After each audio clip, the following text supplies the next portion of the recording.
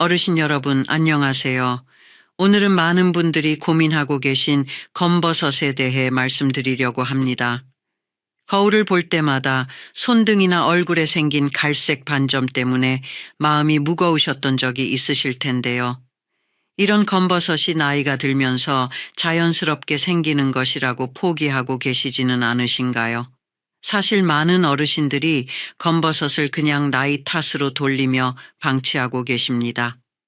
하지만 오늘 제가 알려드릴 방법들을 통해서 집에서도 충분히 검버섯을 엿게 만들고 새로운 검버섯이 생기는 것을 예방할 수 있습니다. 특히 우리 주변에서 쉽게 구할 수 있는 천연 재료들을 활용한 방법들이니까요. 비용 부담도 전혀 없으실 거예요. 한국피부과학회에서 발표한 자료에 따르면 60세 이상 어르신 중에서 87%가 검버섯을 가지고 계신다고 합니다. 이렇게 흔한 문제임에도 불구하고 많은 분들이 올바른 관리 방법을 모르고 계시는 것이 현실입니다. 오늘 영상을 끝까지 보시면 검버섯이 왜 생기는지, 어떻게 관리해야 하는지, 그리고 예방하는 방법까지 모든 것을 알게 되실 거예요. 다만 오늘 말씀드리는 내용들은 일반적인 건강 정보로서 개인의 의학적 상담이나 진료를 대체할 수는 없습니다. 피부에 이상이 있거나 특별한 질환이 있으신 분들은 반드시 전문의와 상담하시기 바랍니다. 그럼 지금부터 검버섯과의 전쟁에서 승리하는 비법들을 하나씩 알아보겠습니다. 먼저 72세 김순덕 할머니의 이야기를 들려드리겠습니다. 김 할머니는 손등과 팔뚝에 동전만한 크기의 검버섯이 여러 개 생겨서 매우 속상해하고 계셨어요. 특히 손등의 검버섯이 너무 진해서 장을 보러 갈 때도 장갑을 끼고 다니셨다고 합니다. 가족들과 사진을 찍을 때도 항상 손을 뒤로 감추려고 하셨고요. 김 할머니는 처음에 값비싼 화장품들을 여러 개 사서 발라보셨지만 별다른 효과를 보지 못하셨습니다. 그러던 중에 이웃 할머니로부터 알로에 베라를 활용한 천연 관리법을 들으시게 되었어요. 반신반의하면서도 집에서 키우던 알로에 베라 잎을 따서 개를 발라보기 시작하셨습니다. 처음 한 달 동안은 큰 변화를 느끼지 못하셨어요. 하지만 김 할머니는 포기하지 않고 매일 아침 저녁으로 꾸준히 알로에 깨를 발라주셨습니다. 그리고 2달째부터 조금씩 변화가 나타나기 시작했어요. 검버섯의 색깔이 조금씩 연해지는 것을 느끼셨다고 합니다. 3달이 지나자 정말 놀라운 일이 일어났습니다. 가장 큰 검버섯이 거의 절반 정도로 옅어졌고 작은 검버섯들은 거의 눈에 띄지 않을 정도가 되었어요.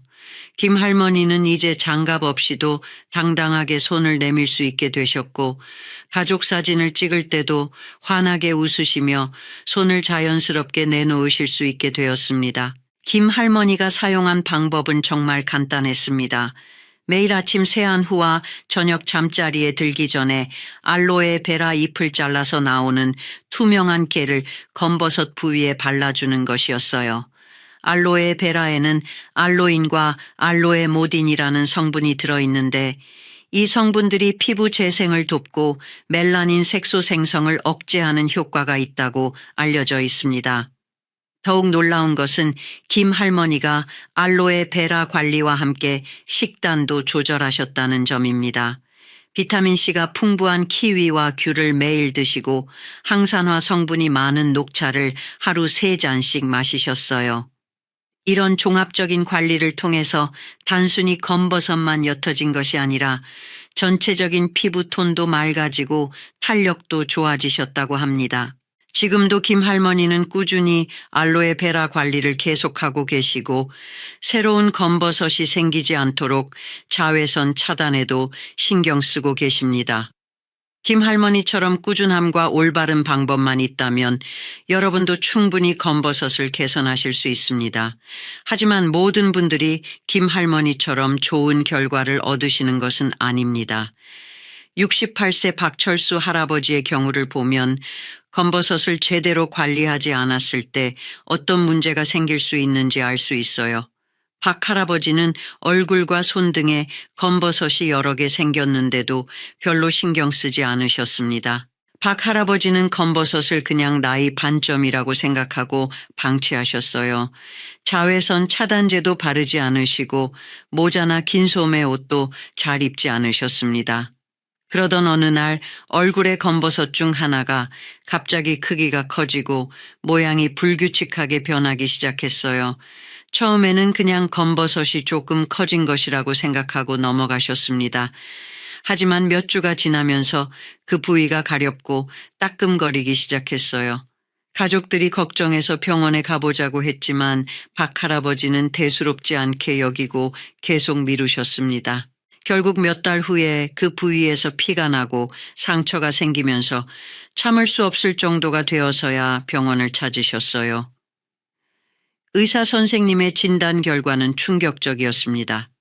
단순한 검버섯이 아니라 피부암의 전 단계인 광성악화증으로 발전한 것이었거든요. 다행히 조기에 발견해서 치료를 받을 수 있었지만 만약 더 늦었다면 악성 피부암으로 발전할 수도 있었던 상황이었습니다. 박 할아버지는 이후에 정기적으로 피부과 검진을 받고 계시고 자외선 차단과 피부 관리에 매우 신경 쓰고 계십니다. 박 할아버지의 사례에서 알 수 있듯이 검버섯을 단순히 미용상의 문제로만 생각해서는 안 됩니다. 때로는 더 심각한 피부 질환의 신호일 수 있기 때문이에요.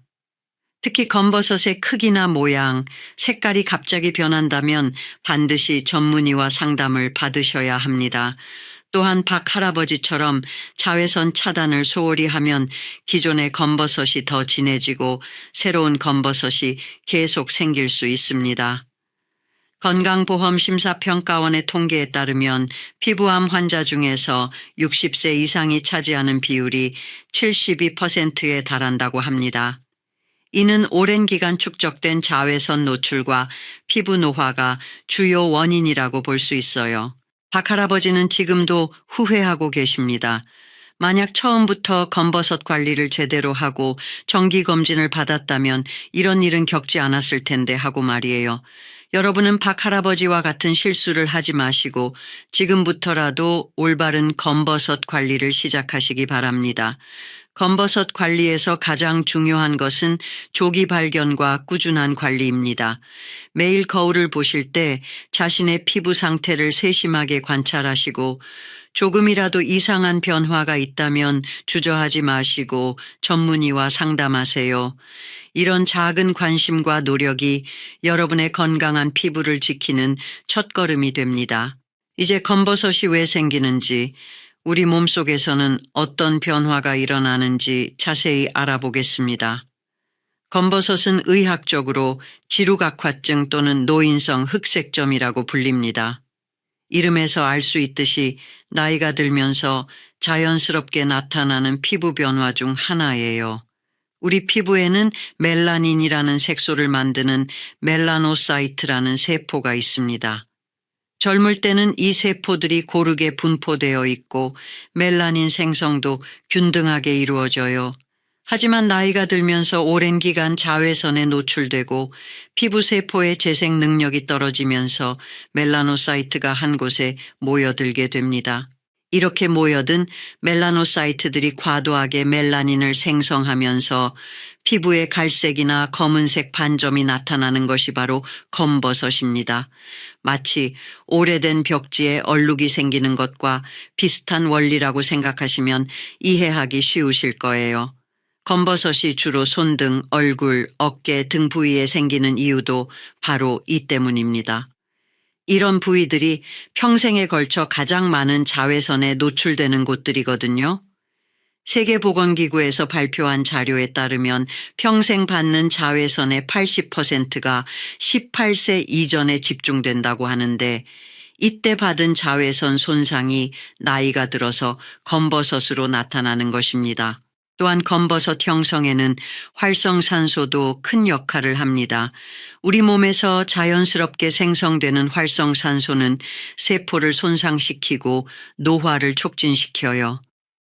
나이가 들면서 항산화 능력이 떨어지게 되면 활성산소로 인한 손상이 누적되어 검버섯이 생기기 쉬워집니다. 검버섯의 특징을 정확히 아는 것도 중요합니다.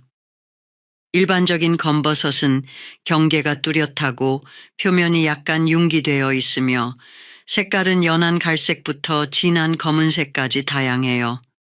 크기도 몇 밀리미터에서 몇 센티미터까지 다양하게 나타납니다.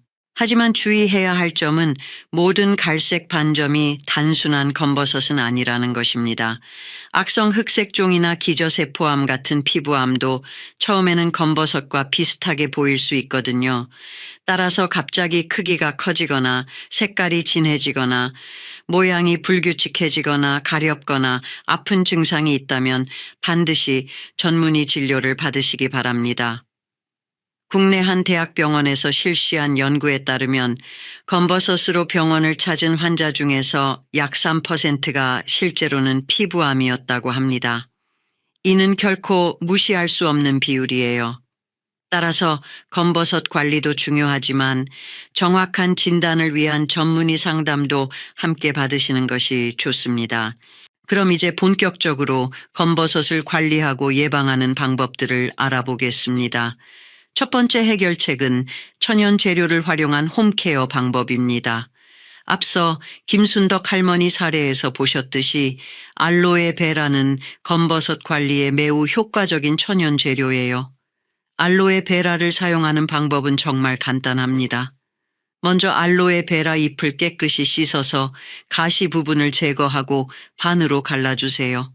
그리고 안쪽에 투명한 겔 부분을 숟가락으로 긁어내서 검버섯 부위에 발라주시면 됩니다. 하루에 2번 아침 세안 후와 저녁 잠자리에 들기 전에 발라주시는 것이 좋아요. 알로에베라가 없으시다면 레몬과 꿀을 활용한 팩도 좋은 방법입니다. 신선한 레몬 반 개의 즙을 짜서 천연꿀 1스푼과 섞어주세요. 이 혼합물을 검버섯 부위에 발라주고 15분 정도 기다린 후 미지근한 물로 씻어내시면 됩니다. 레몬에 들어있는 구연산과 비타민C가 각질 제거와 미백 효과를 도와줍니다. 또 다른 효과적인 방법은 감자를 활용하는 것입니다. 신선한 감자를 얇게 썰어서 검버섯 부위에 올려두고 10분 정도 기다린 후 제거해 주세요. 감자에 들어있는 비타민C와 전분 성분이 피부 재생을 돕고 색소 침착을 완화시켜 줍니다. 이 방법은 특히 눈가나 입가 같은 민감한 부위에도 안전하게 사용할 수 있어요. 양파즙을 활용한 방법도 있습니다. 양파 하나를 갈아서 즙을 내고 이 즙을 면봉에 묻혀서 검버섯 부위에 살짝 발라주세요. 양파에 들어있는 황화합물과 퀘르세틴 성분이 항산화 작용을 해서 검버섯 완화에 도움을 줍니다. 다만 양파즙은 자극이 있을 수 있으니 처음에는 조금씩 발라보시고 이상이 없으면 계속 사용하세요. 토마토도 검버섯 관리에 좋은 재료입니다. 익은 토마토를 으깨서 검버섯 부위에 발라주고 20분 정도 기다린 후 씻어내세요. 토마토의 풍부한 라이코펜 성분이 강력한 항산화 작용을 해서 피부 손상을 회복시키고 새로운 검버섯 생성을 예방해 줍니다. 이런 천연 재료들을 사용할 때 주의할 점이 있습니다. 먼저 패치 테스트를 해보세요. 팔 안쪽 같은 민감하지 않은 부위에 조금 발라보고 이상 반응이 없는지 확인한 후 사용하시기 바랍니다. 또한 이런 천연 재료들은 즉각적인 효과를 기대하기보다는 최소 2-3달 이상 꾸준히 사용해야 효과를 볼 수 있다는 점을 기억해 주세요. 두 번째 해결책은 올바른 식단 관리입니다.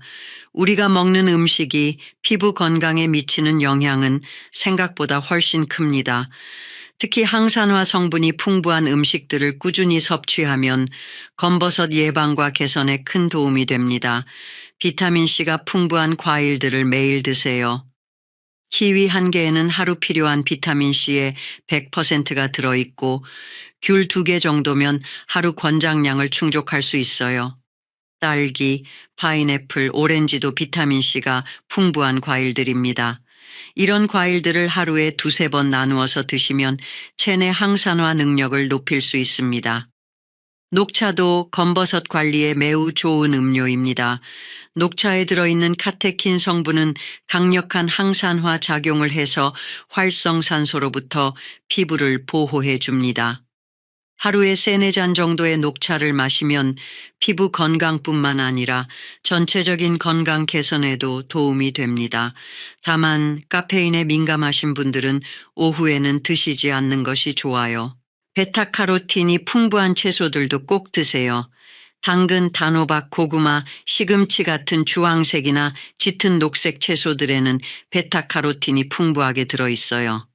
베타카로틴은 체내에서 비타민 A로 전환되어 피부 재생을 돕고 멜라닌 생성을 조절하는 역할을 합니다. 견과류도 검버섯 예방에 도움이 됩니다. 아몬드, 호두, 브라질너트에는 비타민 E와 셀레늄 같은 항산화 성분이 풍부하게 들어있어요.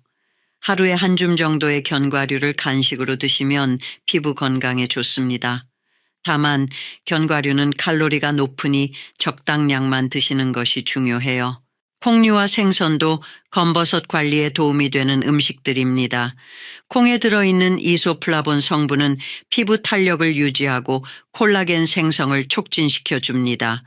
또한 등푸른 생선에 풍부한 오메가3 지방산은 피부 염증을 줄이고 건강한 피부를 유지하는 데 도움을 줍니다. 물을 충분히 마시는 것도 매우 중요합니다. 하루에 최소 8잔 이상의 물을 마셔서 체내 노폐물을 배출하고 피부에 수분을 공급해 주세요. 물 대신 당분이 많은 음료를 마시면 오히려 피부 노화를 촉진시킬 수 있으니 주의하시기 바랍니다. 반대로 피해야 할 음식들도 있습니다. 설탕이나 정제된 탄수화물이 많은 음식들은 체내 염증을 증가시키고 피부 노화를 촉진시킵니다. 또한 과도한 음주나 흡연은 활성산소 생성을 늘려서 검버섯 형성을 촉진시키니 되도록 피하시는 것이 좋아요. 이 3번째 해결책은 생활습관 개선입니다. 아무리 좋은 음식을 먹고 천연팩을 해도 생활습관이 잘못되어 있다면 효과를 보기 어렵습니다. 가장 중요한 것은 자외선 차단입니다. 많은 어르신들이 자외선 차단제는 젊은 사람들만 바르는 것이라고 생각하시는데 이는 잘못된 인식입니다. 오히려 나이가 들수록 피부가 자외선에 더 민감해지기 때문에 자외선 차단이 더욱 중요해요. 외출하실 때는 반드시 SPF 30 이상의 자외선 차단제를 발라주세요. 자외선 차단제를 바르는 방법도 중요합니다. 얼굴의 경우 동전 크기 정도의 양을 발라야 하고 손등이나 팔 같은 부위에도 꼼꼼히 발라주세요. 또한 2-3시간마다 덧발라주는 것이 좋습니다.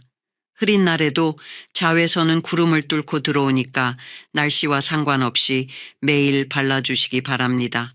모자나 긴 소매 옷을 활용하는 것도 좋은 방법입니다.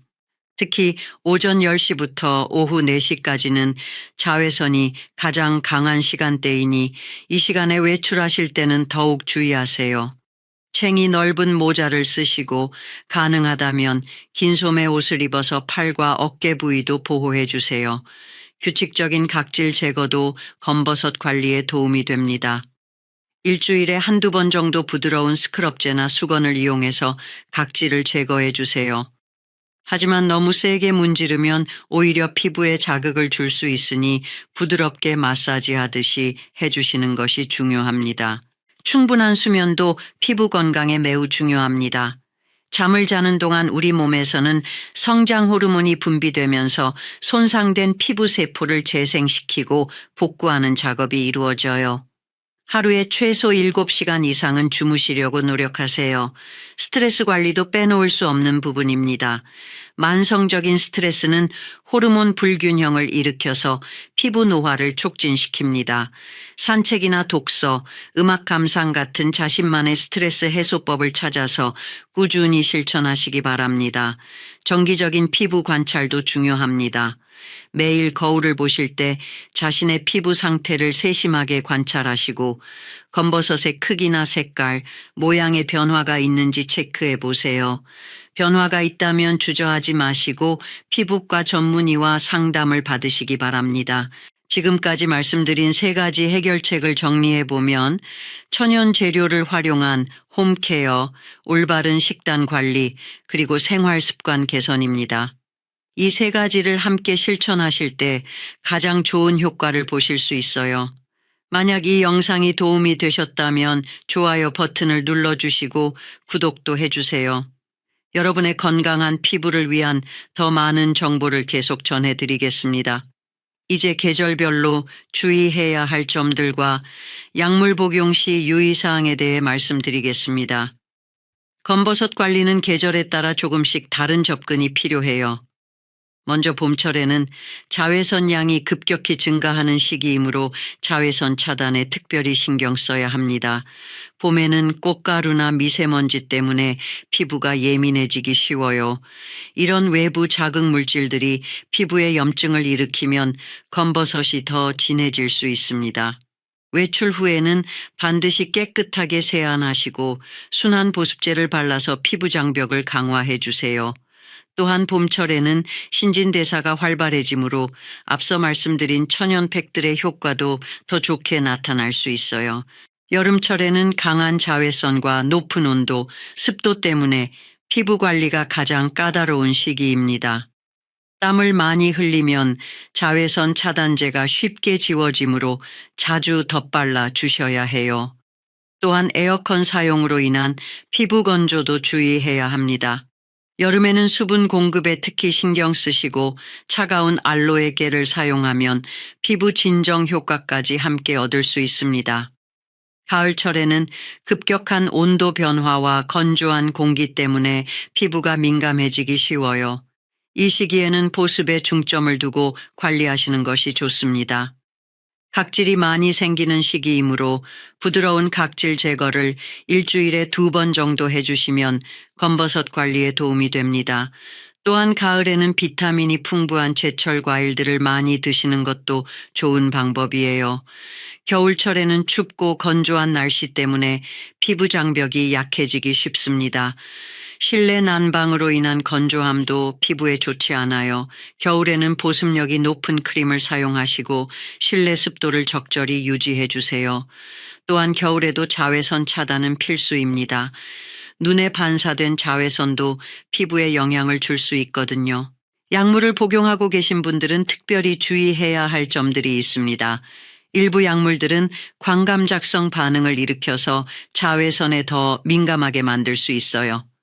특히 고혈압 약물 중 일부, 항생제, 소염진통제 등이 그런 경우가 있습니다. 혈압약을 드시는 분들 중에서 이뇨제 계열 약물을 복용하시는 경우 피부가 자외선에 더 민감해질 수 있어요. 따라서 평소보다 더 철저한 자외선 차단이 필요합니다. 또한 일부 항생제는 복용 기간 동안 피부가 햇빛에 쉽게 타고 색소 침착이 생기기 쉬우니 주의하셔야 해요. 당뇨병 약물을 복용하시는 분들도 피부 관리에 신경 써야 합니다. 당뇨병이 있으면 상처 치유가 늦어지고 감염 위험이 높아지므로 검버섯 부위를 긁거나 자극하지 않도록 주의하세요. 또한 혈당 조절이 잘 되지 않으면 피부 노화가 촉진될 수 있으니 약물 복용과 함께 식단 관리도 철저히 하시기 바랍니다. 아스피린이나 와파린 같은 혈액 희석제를 복용하시는 분들은 피부에 상처가 생겼을 때 출혈이 오래 지속될 수 있어요. 따라서 검버섯 부위를 관리할 때 너무 세게 문지르거나 자극적인 제품을 사용하지 마시고 부드럽게 관리해 주세요. 스테로이드 계열 약물을 장기간 복용하시는 분들은 피부가 얇아지고 상처 치유가 늦어질 수 있습니다. 이런 경우에는 천연 재료를 사용한 팩도 조심스럽게 적용하시고 처음에는 짧은 시간 동안만 사용해 보시기 바랍니다. 갑상선 약물을 복용하시는 분들도 주의가 필요해요. 갑상선 기능에 이상이 있으면 피부 재생 능력이 떨어지고 색소 침착이 쉽게 생길 수 있습니다. 따라서 약물 복용과 함께 꾸준한 피부 관리가 더욱 중요합니다. 어떤 약물이든 새로 복용을 시작하시거나 기존 약물을 변경하실 때는 담당 의사 선생님께 피부 관련 부작용에 대해 문의해 보세요. 또한 검버섯 관리를 위해 새로운 제품이나 방법을 시도하실 때도 복용 중인 약물과의 상호작용 가능성을 고려하시기 바랍니다. 특히 한약을 복용하시는 분들도 있으실 텐데 일부 한약재는 광감작성 반응을 일으킬 수 있어요. 당귀, 감초 등 일부 약재가 그런 경우인데 한약을 복용하시는 동안에는 자외선 차단에 더욱 신경 쓰시기 바랍니다. 이제 여러분들이 자주 궁금해하시는 질문들에 대해 답변 드리겠습니다. 첫 번째 질문은 검버섯이 완전히 없어질 수 있는지에 대한 것입니다. 안타깝게도 한번 생긴 검버섯을 완전히 없애는 것은 쉽지 않아요. 하지만 꾸준한 관리를 통해서 상당히 옅게 만들 수 있고 새로운 검버섯이 생기는 것을 예방할 수 있습니다. 의학적 치료법으로는 레이저 치료, 화학적 박피, 냉동 치료 등이 있지만 이런 방법들도 완전한 제거보다는 개선의 목적을 두고 있어요. 또한 치료 후에도 자외선 차단과 피부 관리를 소홀히 하면 다시 생길 수 있습니다. 따라서 치료와 함께 평생에 걸친 꾸준한 관리가 필요하다고 보시면 됩니다. 두 번째 질문은 검버섯과 기미의 차이에 대한 것입니다. 많은 분들이 이 둘을 혼동하시는데 실제로는 다른 피부 질환이에요. 기미는 주로 호르몬 변화에 의해 생기는 반면 검버섯은 나이와 자외선 노출에 의해 생깁니다. 기미는 경계가 불분명하고 넓은 면적에 나타나는 반면 검버섯은 경계가 뚜렷하고 개별적으로 나타나는 특징이 있어요. 또한 기미는 임신이나 폐경기처럼 호르몬 변화가 큰 시기에 주로 생기고 치료 후에도 호르몬 상태에 따라 재발할 수 있습니다. 반면 검버섯은 나이가 들면서 점진적으로 생기고 한번 생기면 자연적으로 없어지는 경우는 거의 없어요. 따라서 정확한 진단을 위해서는 피부과 전문의와 상담을 받아보시는 것이 좋습니다. 세 번째 질문은 검버섯이 유전되는지에 대한 것입니다. 검버섯 자체가 직접 유전되는 것은 아니지만 피부 타입이나 멜라닌 생성 능력 등은 유전적 영향을 받을 수 있어요. 부모님께서 검버섯이 많으셨다면 자녀도 검버섯이 생기기 쉬운 피부 타입일 가능성이 높습니다. 하지만 유전적 소인이 있다고 해서 반드시 검버섯이 생기는 것은 아니에요. 자외선 차단과 올바른 피부 관리를 통해서 충분히 예방할 수 있습니다. 오히려 가족력이 있으신 분들은 더 일찍부터 예방에 신경 쓰시면 검버섯 발생을 크게 줄일 수 있어요. 네 번째 질문은 검버섯에 좋다는 제품들이 정말 효과가 있는지에 대한 것입니다. 시중에는 검버섯 개선을 위한 다양한 화장품들이 나와 있어요. 이런 제품들 중에는 실제로 도움이 되는 것들도 있지만 과장된 광고를 하는 경우도 많습니다. 효과적인 성분으로는 하이드로퀴논, 트레티노인, 비타민C, 알파하이드록시산 등이 있어요. 하지만 이런 성분들은 농도가 높으면 피부 자극을 일으킬 수 있으므로 전문의와 상담 후 사용하시는 것이 좋습니다. 특히 하이드로퀴논은 장기간 사용하면 오히려 피부에 해로울 수 있으니 주의하셔야 해요. 제품을 선택하실 때는 성분을 꼼꼼히 확인하시고 자극적인 성분이 들어있지 않은지 살펴보세요. 또한 제품만으로는 한계가 있으니 앞서 말씀드린 생활 습관 개선과 함께 사용하시는 것이 중요합니다. 무엇보다 너무 빠른 효과를 기대하지 마시고 최소 2-3달은 꾸준히 사용해 보시기 바랍니다. 이제 여러분도 오늘부터 7일 동안 검버섯 관리 도전을 시작해 보세요. 첫째 날에는 집에 있는 알로에나 레몬으로 천연팩을 만들어 보시고 둘째 날부터는 비타민C가 풍부한 과일을 하루 2번씩 드세요. 셋째 날에는 자외선 차단제를 구입해서 매일 바르는 습관을 만들어 보시고 넷째 날에는 녹차를 우려서 하루 3잔씩 마시기 시작하세요. 5째 날에는 거울을 보며 자신의 피부 상태를 자세히 관찰하고 사진으로 기록해 두시고 6째 날에는 충분한 수분 섭취와 함께 감자나 토마토 마스크를 해보세요. 7째 날에는 한 주 동안의 변화를 점검하고 앞으로의 관리 계획을 세워보시기 바랍니다. 이렇게 7일만 실천해도 피부에 긍정적인 변화를 느끼실 수 있을 거예요. 감사합니다. 안녕하세요, 어르신 여러분. 오늘은 정말 중요한 이야기를 해드리려고 합니다. 혹시 요즘 소화가 잘 안 되시거나 등이 아프다며 나이 탓이라고 생각하고 계시지는 않나요? 많은 분들이 이런 증상을 단순히 나이가 들어서 생기는 자연스러운 현상이라고 여기고 넘어가십니다. 하지만 이런 증상들이 때로는 우리 몸이 보내는 매우 심각한 경고 신호일 수 있다는 사실을 아시나요? 특히 췌장암은 침묵의 살인자라고 불릴 만큼 초기에 발견하기 어려운 암입니다. 하지만 완전히 증상이 없는 것은 아닙니다. 오늘 제가 말씀드릴 5가지 초기 증상 중에서 2개 이상이 나타나신다면 반드시 병원에 가보셔야 합니다. 이 영상을 끝까지 보시면 여러분과 가족의 생명을 구할 수 있는 소중한 정보를 얻으실 수 있을 것입니다. 국가암 등록 통계에 따르면 2022년 한 해 동안 우리나라에서 췌장암으로 진단받은 환자는 8,900명에 달합니다. 더 충격적인 것은 췌장암의 5년 생존율이 겨우 13.4%에 불과하다는 점입니다. 이는 다른 암에 비해 매우 낮은 수치입니다. 하지만 조기에 발견하면 생존율이 크게 높아집니다. 1기 단계에서 발견된 췌장암의 5년 생존율은 40%까지 올라갑니다. 그렇다면 왜 이렇게 많은 분들이 췌장암을 늦게 발견하게 될까요? 바로 초기 증상을 나이 탓으로 돌리거나 다른 질병으로 오해하기 때문입니다. 오늘 이 영상을 통해 췌장암의 진짜 초기 증상들을 정확히 알아보시고 여러분의 건강을 지키는 데 도움이 되시기 바랍니다. 먼저 의료진으로서 말씀드리고 싶은 것은 오늘 제가 드리는 정보는 의학적 참고 자료일 뿐이며 정확한 진단과 치료는 반드시 의료 전문가와 상담하셔야 한다는 점입니다. 증상이 있으시다면 주저하지 마시고 병원을 방문하시기 바랍니다.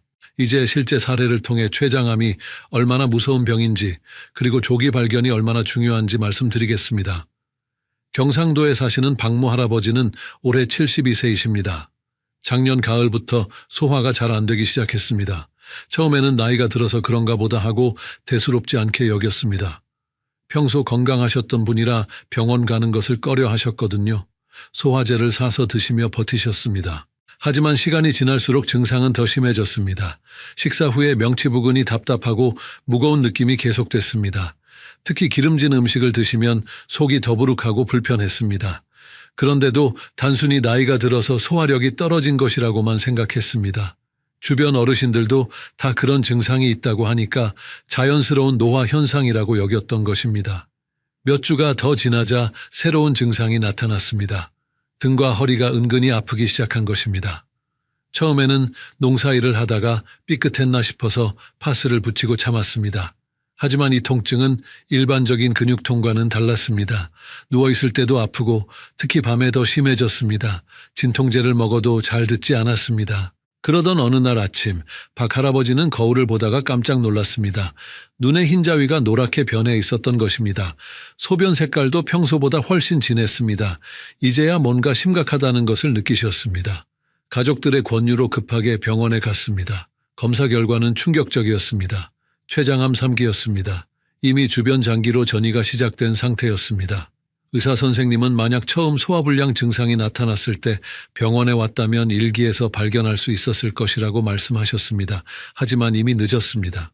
박 할아버지는 즉시 항암 치료를 시작했습니다. 가족들은 모든 희망을 걸고 최선을 다해 치료를 받았습니다. 하지만 췌장암은 진행 속도가 매우 빠릅니다. 치료에도 불구하고 상태는 점점 악화됐습니다. 식욕이 떨어지고 체중이 급격히 감소했습니다. 통증도 더욱 심해져서 일상생활이 어려워졌습니다. 결국 첫 증상이 나타난 지 겨우 9개월 만에 박 할아버지는 세상을 떠나셨습니다. 가족들은 처음 소화불량이 시작됐을 때 좀 더 일찍 병원에 갔더라면 하는 후회로 가슴이 아팠습니다. 단순히 나이 탓이라고 넘겼던 그 증상들이 사실은 췌장암의 초기 신호였던 것입니다. 이런 안타까운 일이 더 이상 일어나지 않았으면 좋겠습니다. 그래서 오늘 이 영상을 준비했습니다. 지금 이 영상이 도움이 되신다면 구독과 좋아요 버튼을 눌러주시고 주변의 어르신들께도 꼭 공유해 주시기 바랍니다.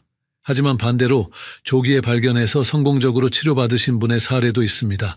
부산에 사시는 김모 할머니의 이야기입니다. 김 할머니는 68세이시고 평소 건강관리에 관심이 많으신 분입니다. 작년 봄부터 식후에 속이 더부룩한 증상이 나타나기 시작했습니다. 처음에는 나이가 들어서 그런가 보다 하고 넘어가려 했습니다. 하지만 며칠 더 지켜보니 증상이 계속됐습니다. 특히 기름진 음식을 드신 후에는 소화가 더 안 됐습니다. 평소 좋아하시던 삼겹살이나 튀김 요리를 드시면 속이 무겁고 불편했습니다. 그런데 김 할머니는 다른 분들과 달리 이런 변화를 예민하게 받아들이셨습니다. 평소에 소화가 좋았던 분이라 이런 증상이 낯설었던 것입니다. 며칠 더 지나자 새로운 증상이 추가됐습니다.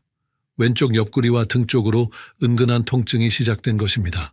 이 통증은 특별한 자세에서 더 심해지는 것 같았습니다. 앞으로 숙이거나 누웠을 때 더 아팠습니다. 단순한 근육통과는 다른 양상이었습니다. 김 할머니는 이런 증상들이 며칠째 계속되자 걱정이 되기 시작했습니다. 인터넷으로 증상을 찾아보니 여러 가지 질병 가능성이 나왔습니다. 그중에 췌장염이나 췌장암도 있었습니다. 무서워지긴 했지만 정확한 진단을 받아보자고 마음먹었습니다. 김 할머니는 주저하지 않고 내과를 방문했습니다. 의사 선생님께 증상을 자세히 설명했습니다. 소화불량이 언제부터 시작됐는지, 어떤 음식을 먹을 때 더 심한지, 통증의 위치와 양상은 어떤지 구체적으로 말씀드렸습니다. 의사 선생님은 김 할머니의 증상을 듣고 혈액검사와 복부 초음파 검사를 권했습니다. 혈액검사에서 췌장 효소 수치가 약간 높게 나왔습니다. 초음파에서는 췌장의 작은 종괴가 발견됐습니다. 추가로 컴퓨터 단층 촬영과 자기 공명 영상 검사를 받았습니다. 검사 결과 췌장머리 부분에 작은 종양이 있다는 것이 확인됐습니다. 다행히 아직 크기가 작고 다른 곳으로 전이되지 않은 일기 상태였습니다. 의사 선생님은 수술이 가능하다고 말씀하셨습니다. 조기 발견의 힘이었습니다. 김 할머니는 곧바로 수술을 받았습니다. 췌12지장절 제술이라는 복잡한 수술이었지만 성공적으로 마쳤습니다. 병리 검사 결과 악성도가 낮은 췌장암으로 확인됐습니다. 다행히 림프절 전이는 없었습니다. 수술 후 김 할머니는 보조 항암 치료를 받았습니다. 처음에는 부작용 때문에 힘들었지만 가족들의 도움으로 잘 견뎌내셨습니다. 현재 수술 받은 지 1년이 넘었는데 재발 없이 건강하게 지내고 계십니다. 정기검진에서도 좋은 결과가 나오고 있습니다. 김 할머니는 지금도 말씀하십니다. 만약 그때 증상을 대수롭지 않게 넘겼다면 어떻게 됐을지 모른다고요. 조금이라도 이상하다 싶으면 병원에 가보는 것이 정말 중요하다고 강조하십니다. 나이 탓이라고 넘기지 말고 내 몸의 변화에 귀 기울이라고 조언하십니다. 이 두 사례의 차이점은 무엇일까요? 바로 증상에 대한 인식과 대처 방법이었습니다. 같은 증상이라도 어떻게 받아들이고 어떻게 행동하느냐에 따라 결과가 완전히 달라질 수 있습니다. 하지만 안타깝게도 많은 어르신들이 첫 번째 사례와 같은 길을 걷고 계십니다. 실제로 대한췌장담도학회의 연구에 따르면 췌장암 환자의 70% 이상이 진단 당시 이미 진행된 상태라고 합니다. 초기에 발견되는 경우는 30%도 되지 않습니다. 더욱 안타까운 것은 이런 늦은 발견이 단순히 증상이 없어서가 아니라는 점입니다. 증상은 있었지만 그것을 제대로 인식하지 못했거나 대수롭지 않게 여겼기 때문입니다. 특히 우리나라 어르신들은 병원 가는 것을 꺼려하시는 경우가 많습니다. 보건복지부 통계에 따르면 65세 이상 어르신들의 평균 병원 방문 횟수는 연간 18회로 다른 연령대에 비해 높지만 대부분 만성질환 관리를 위한 정기 방문입니다. 새로운 증상이 생겼을 때 적극적으로 병원을 찾는 비율은 상대적으로 낮습니다. 또 다른 문제는 췌장암 초기 증상들이 너무 흔한 증상들이라는 점입니다. 소화불량, 복통, 요통 등은 나이가 들면 누구나 한 번쯤 경험하는 증상들입니다. 그래서 대부분 나이 탓으로 돌리거나 단순한 소화기 질환으로 생각하게 됩니다. 실제로 한국소화기학회의 조사에 따르면 소화불량 증상을 경험한 60세 이상 성인 중에서 병원을 방문한 비율은 40%에 그쳤습니다. 나머지 60%는 자가 치료를 하거나 방치했습니다. 이런 안일한 대처가 때로는 생명을 위험에 빠뜨릴 수 있습니다. 그렇다면 췌장암은 왜 이렇게 발견하기 어려운 걸까요? 먼저 췌장의 위치부터 이해해 보겠습니다. 췌장은 우리 뱃속 깊숙한 곳에 위치해 있습니다. 위에 뒤쪽, 척추 앞쪽에 자리 잡고 있어서 다른 장기들에 둘러싸여 있습니다. 길이는 약 15cm 정도이고 무게는 80g 정도의 작은 장기입니다. 하지만 이 작은 장기가 우리 몸에서 하는 일은 매우 중요합니다. 췌장은 두 가지 중요한 기능을 합니다. 첫째는 소화효소를 만드는 것입니다. 탄수화물, 단백질, 지방을 소화시키는 효소들을 만들어서 십이지장으로 보냅니다. 둘째는 혈당을 조절하는 호르몬인 인슐린과 글루카곤을 만드는 것입니다. 췌장암이 생기면 이런 기능들이 점점 떨어집니다. 소화효소가 제대로 만들어지지 않으면 소화불량이 생깁니다. 특히 지방 소화가 잘 안 되면서 기름진 음식을 먹었을 때 속이 불편해집니다. 이것이 췌장암의 첫 번째 증상인 소화불량의 원리입니다. 또한 췌장에 종양이 생기면 주변 신경을 압박하게 됩니다. 췌장 주변에는 복강신경총이라는 중요한 신경다발이 있습니다. 종양이 이 신경을 누르면서 복부와 등 쪽으로 통증이 나타납니다. 이 통증은 일반적인 복통과는 다릅니다. 지속적이고 은근하며 자세를 바꿔도 잘 나아지지 않습니다. 췌장암이 더 진행되면 담관을 맞게 됩니다. 담관은 간에서 만들어진 담즙이 십이지장으로 가는 통로입니다. 췌장머리 부분에 생긴 종양이 이 담관을 압박하면 담즙이 제대로 흘러가지 못합니다. 그러면 담즙이 혈액으로 역류해서 황달이 생깁니다. 황달이 생기면 피부와 눈의 흰자위가 노랗게 변합니다. 소변 색깔도 진한 갈색으로 변하고 대변은 반대로 회색빛을 띠게 됩니다. 이때부터는 가려움증도 심해집니다. 하지만 황달이 나타날 때는 이미 암이 상당히 진행된 경우가 많습니다. 췌장암의 또 다른 특징은 체중 감소입니다. 암세포가 우리 몸의 영양분을 빼앗아가면서 체중이 급격히 줄어듭니다. 또한 소화 기능이 떨어져서 음식 섭취량도 줄어들게 됩니다. 식욕도 현저히 떨어집니다. 혈당 조절에도 문제가 생깁니다. 췌장에서 인슐린을 제대로 만들지 못하면서 당뇨병이 새로 생기거나 기존 당뇨병이 급격히 악화됩니다. 평소 혈당이 정상이었던 분이 갑자기 당뇨병 진단을 받는다면 췌장 검사를 받아보는 것이 좋습니다. 이런 증상들이 나타나는 이유를 이해하시면 왜 조기 발견이 중요한지 아실 수 있을 것입니다. 증상이 뚜렷해질 때까지 기다리면 이미 늦을 수 있습니다. 미세한 변화라도 놓치지 말고 관심을 가져야 합니다. 그렇다면 이제 췌장암을 조기에 발견하고 대처하는 방법들을 알아보겠습니다. 가장 중요한 것은 증상을 정확히 아는 것입니다. 첫 번째 해결책은 바로 위험 신호를 정확히 아는 것입니다. 췌장암의 5가지 주요 초기 증상을 말씀드리겠습니다. 첫 번째 증상은 지속적인 소화불량입니다. 평소 소화가 잘 됐던 분이 갑자기 소화가 안 되기 시작한다면 주의해야 합니다. 특히 기름진 음식을 먹었을 때 속이 더부룩하고 무거운 느낌이 계속된다면 의심해 볼 필요가 있습니다. 이런 증상이 2주 이상 지속된다면 병원을 방문하시기 바랍니다. 일반적인 소화불량과 다른 점은 약을 먹어도 잘 낫지 않는다는 것입니다. 소화제를 드셔도 증상이 계속되고 식사량을 줄여도 불편함이 지속됩니다. 또한 특정 음식보다는 전반적으로 모든 음식에 대해 소화가 안 되는 경우가 많습니다. 두 번째 증상은 복부와 등의 지속적인 통증입니다. 명치 부근에서 시작되는 둔한 통증이 등으로 퍼져나가는 양상을 보입니다. 이 통증은 보통 식사와 관계없이 나타나며 누워있을 때도 아픕니다. 특히 밤에 더 심해지는 경우가 많습니다. 통증의 위치는 주로 배꼽 위쪽 명치 부근입니다. 하지만 때로는 왼쪽 옆구리나 등 쪽으로도 아플 수 있습니다. 앞으로 몸을 숙이면 통증이 약간 줄어들고 등을 젖히면 더 아픈 경우가 많습니다. 이런 특징적인 통증 양상을 보인다면 검사를 받아보시는 것이 좋습니다. 세 번째 증상은 원인 모를 체중 감소입니다. 특별히 다이어트를 하지 않았는데도 한 달에 3kg 이상 체중이 줄어든다면 주의해야 합니다. 췌장암 환자의 80% 이상에서 체중 감소가 나타납니다. 이는 암세포가 우리 몸의 영양분을 소모하고 소화기능 저하로 영양 흡수가 잘 안 되기 때문입니다. 체중 감소와 함께 식욕도 현저히 떨어집니다. 평소 잘 드시던 분이 갑자기 식욕이 없어진다면 이것도 중요한 신호입니다. 음식 냄새만 맡아도 구역질이 나거나 조금만 먹어도 배가 부르다고 느끼는 경우도 있습니다. 네 번째 증상은 새로 생긴 당뇨병이나 기존 당뇨병의 급격한 악화입니다. 평생 혈당이 정상이었던 분이 갑자기 당뇨병 진단을 받는다면 췌장 검사를 받아보시는 것이 좋습니다. 특히 50세 이후에 새로 생긴 당뇨병은 더욱 주의 깊게 봐야 합니다. 기존에 당뇨병이 있으셨던 분들도 마찬가지입니다. 평소 잘 조절되던 혈당이 갑자기 조절이 안 되기 시작한다면 췌장에 문제가 생겼을 가능성을 생각해 봐야 합니다. 인슐린 용량을 늘려도 혈당이 잘 조절되지 않는 경우도 의심 증상 중 하나입니다. 5번째 증상은 황달입니다. 피부와 눈의 흰자위가 노랗게 변하는 것입니다. 소변 색깔도 진한 갈색으로 변하고 대변은 회색빛을 띠게 됩니다.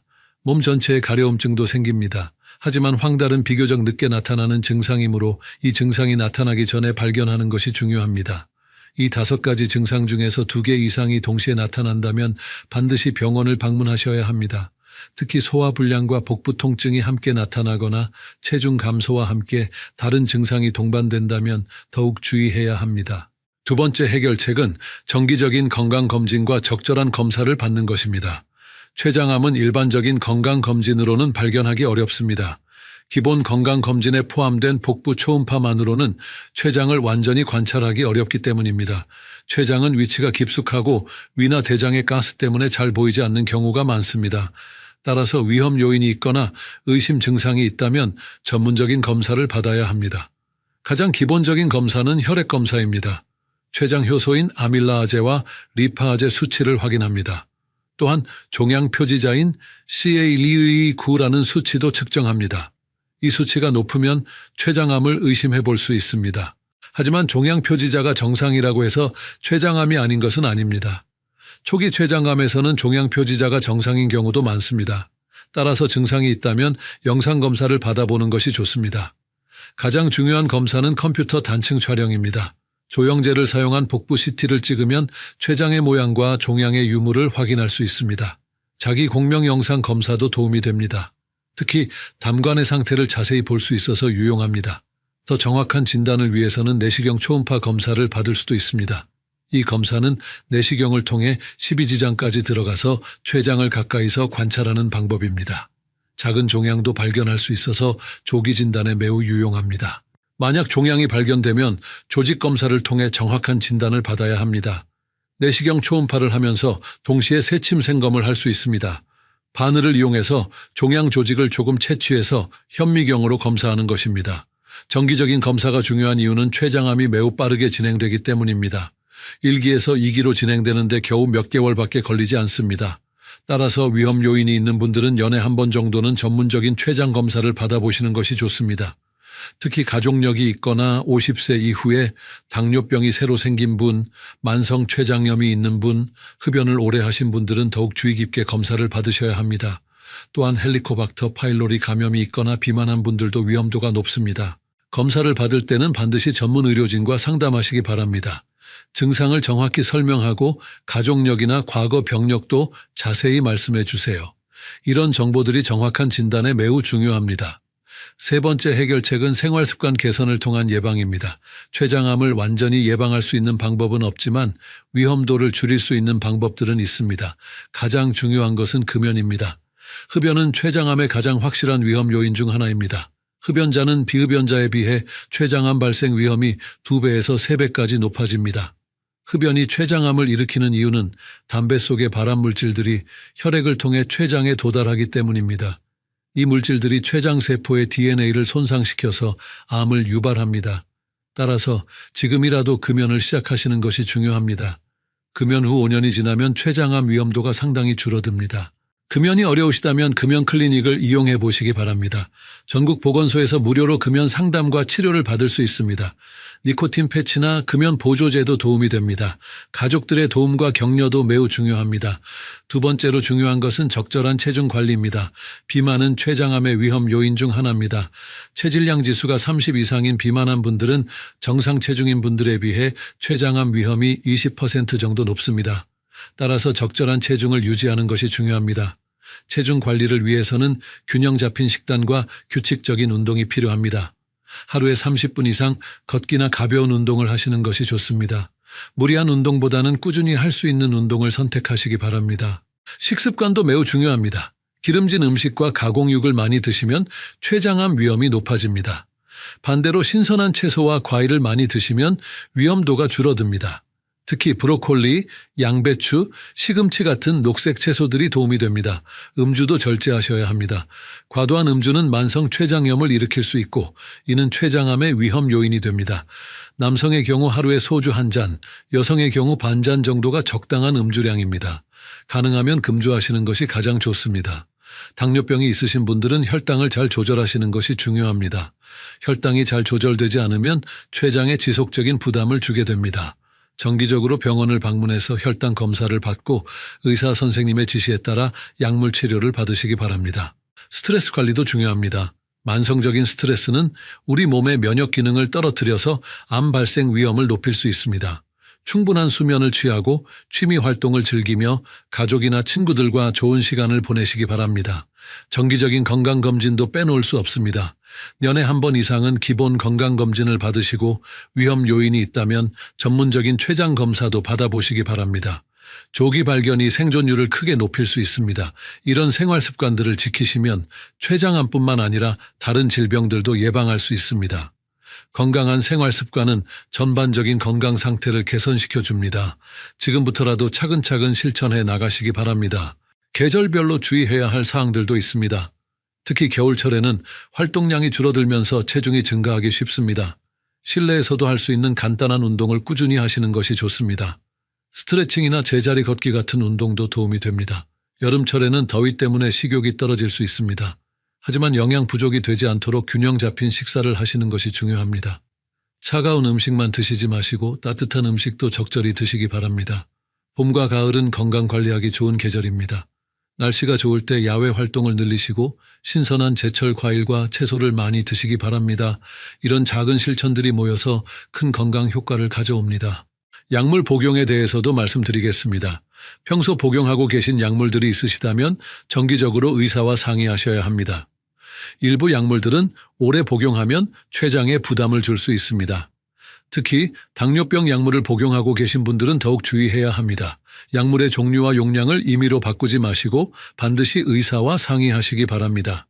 혈당 조절이 잘 안 된다고 해서 무작정 약을 늘리는 것은 위험할 수 있습니다. 소화제나 제산제도 남용하지 마시기 바랍니다. 소화불량이 지속된다면 약으로 해결하려 하지 마시고 병원을 방문해서 정확한 원인을 찾아보시는 것이 좋습니다. 증상을 감추는 것보다 원인을 찾는 것이 더 중요합니다. 건강기능식품에 대해서도 신중하시기 바랍니다. 췌장에 좋다고 광고하는 제품들이 많이 있지만 의학적으로 효과가 입증된 것은 많지 않습니다. 오히려 일부 제품들은 췌장에 부담을 줄 수도 있습니다. 복용하기 전에 의사와 상의하시는 것이 안전합니다. 여러분이 자주 궁금해하시는 질문들에 대해 답변 드리겠습니다. 첫 번째 질문입니다. 췌장암 가족력이 있으면 무조건 걸리나요? 가족력이 있다고 해서 반드시 췌장암에 걸리는 것은 아닙니다. 하지만 위험도는 일반인보다 높아집니다. 직계 가족 중에 췌장암 환자가 있으면 위험도가 약 2.5배 정도 높아집니다.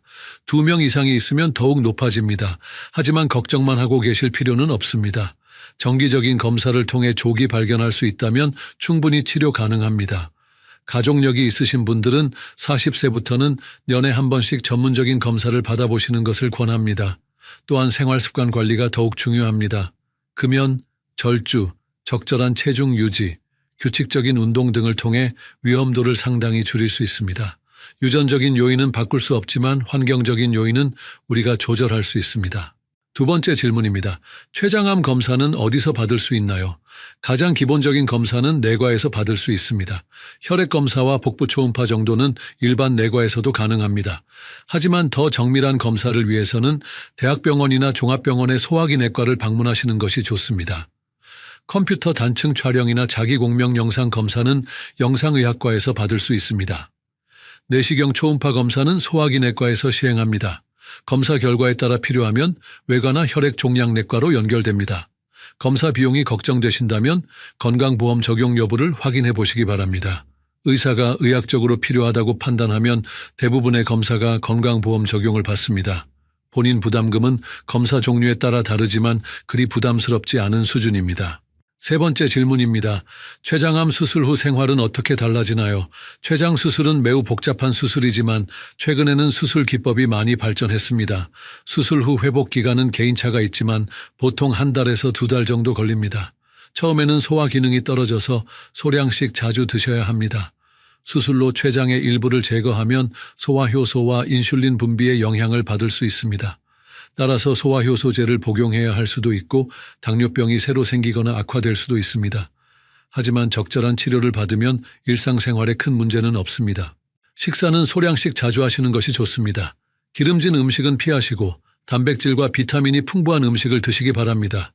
정기적인 외래 진료를 통해 경과를 확인하고 필요한 치료를 받으시면 됩니다. 네 번째 질문입니다. 췌장암 예방에 좋은 음식이 있나요? 특별히 췌장암을 예방하는 음식은 없지만 전반적으로 건강에 좋은 식단이 도움이 됩니다. 신선한 채소와 과일을 많이 드시는 것이 좋습니다. 특히 브로콜리, 양배추, 케일 같은 십자화과 채소들이 도움이 된다는 연구 결과가 있습니다. 견과류도 좋습니다. 호두, 아몬드, 땅콩 등에는 불포화 지방산과 비타민이 풍부해서 한겸 효과가 있습니다. 하루에 한 줌 정도 드시는 것이 적당합니다. 생선도 자주 드시기 바랍니다. 특히 등푸른 생선에는 오메가3 지방산이 풍부해서 염증을 줄여주는 효과가 있습니다.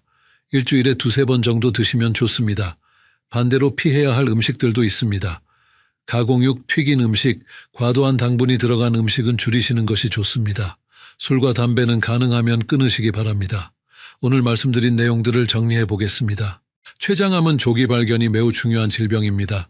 5가지 주요 증상인 지속적인 소화불량, 복부와 등의 통증, 원인 모를 체중 감소, 새로 생긴 당뇨병, 황달 중에서 2개 이상이 나타나면 반드시 병원을 방문하셔야 합니다. 정기적인 건강검진과 전문적인 검사를 통해 조기에 발견할 수 있다면 치료 가능성이 크게 높아집니다. 특히 위험 요인이 있는 분들은 더욱 적극적으로 검사를 받으시기 바랍니다. 생활습관 개선을 통해 췌장암 위험도를 줄일 수 있습니다. 금연, 적절한 체중 유지, 균형 잡힌 식단, 규칙적인 운동, 절주 등이 중요합니다. 앞으로 7일 동안 실천해 보실 과제를 드리겠습니다. 첫째, 오늘 말씀드린 5가지 증상을 체크해 보시기 바랍니다. 둘째, 가족력이나 위험 요인이 있다면 언제 검사를 받을지 계획을 세워보세요. 셋째, 금연이나 체중 관리 등 개선할 생활 습관을 하나씩 실천해 보시기 바랍니다. 다음 주에는 대장암의 초기 증상과 예방법에 대해 자세히 알아보겠습니다. 대장암도 조기 발견이 매우 중요한 암 중 하나입니다. 어떤 증상들을 주의해야 하는지, 어떤 검사를 받아야 하는지 구체적으로 말씀드릴 예정입니다. 구독 버튼을 누르시고 알림 설정을 해두시면 새로운 영상을 놓치지 않고 보실 수 있습니다. 마지막으로 다시 한번 강조드리고 싶은 것은 오늘 제가 드린 정보는 의학적 참고 자료일 뿐이며 정확한 진단과 치료는 반드시 의료 전문가와 상담하셔야 한다는 점입니다. 의심스러운 증상이 있으시다면 주저하지 마시고 병원을 방문하시기 바랍니다.